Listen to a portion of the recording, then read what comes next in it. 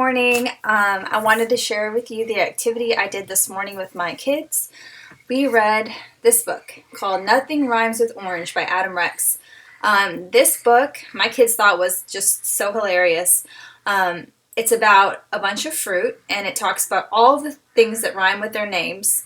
Berry, cherry, banana, cabana. Every fruit has something that rhymes with it, except for this little guy, the orange.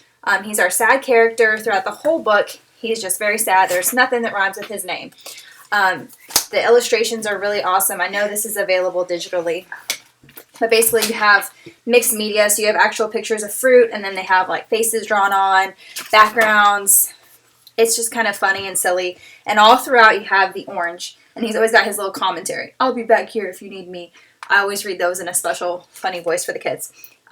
So the story goes on. At the very end, the fruit feel rotten. They realize that they've forgot somebody, and it's the orange. So he gets his own word. They have to make it up, and it's s'morange. And then he finally has a word that rhymes with his name. So just a fun, silly kind of book. The activity that we did with this is focusing on rhyming, and so that's something you can do with any book. This book you may not have at home. You may not have access to a digital copy, but I'm sure almost everybody has some kind of rhyming book at home. Dr. Seuss, One Fish, Two Fish. There are tons of rhyming books. So my kids are in preschool. You can modify this activity depending on how old your kids are. So we made a little paper, and we just started writing down words that rhymed. So I would say fairy, and then they came up with Mary, carry, berry, cherry, beast, feast, least. And these things weren't all underlined. We created this whole list, and then after we went through it, I asked Stryker, who is 5, I said, what do you see that they have in common? He noticed it down here. He said, hey, these all end, I didn't even point it out. He just said, hey, these all end with UG, UG. And I said, yeah. So we started underlining, and then we looked at all the other lists we had made. So I let this be really not student-led. Well, it is student. Children-led, child-led. He picked hot dog, and we just started making things up, like snot log, rot fog. And then he really wanted to do Sonic. So we did Sonic because he loves Sonic the Hedgehog.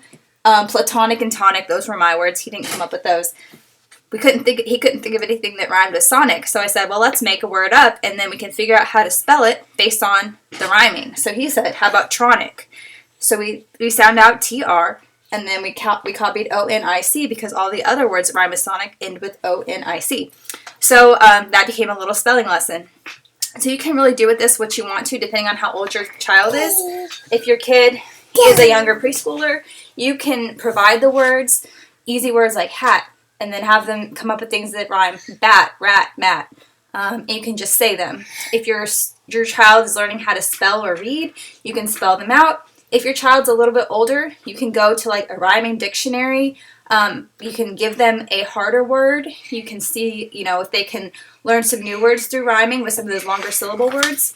And if you have multiple kids, you can even make it a game or competition, like how many words can you come up with that rhyme with whatever in this amount of time. So there's a lot of ways to just make this into whatever works for your family. Just a fun way to work on vocabulary, spelling, reading, and just a little activity to pass the time.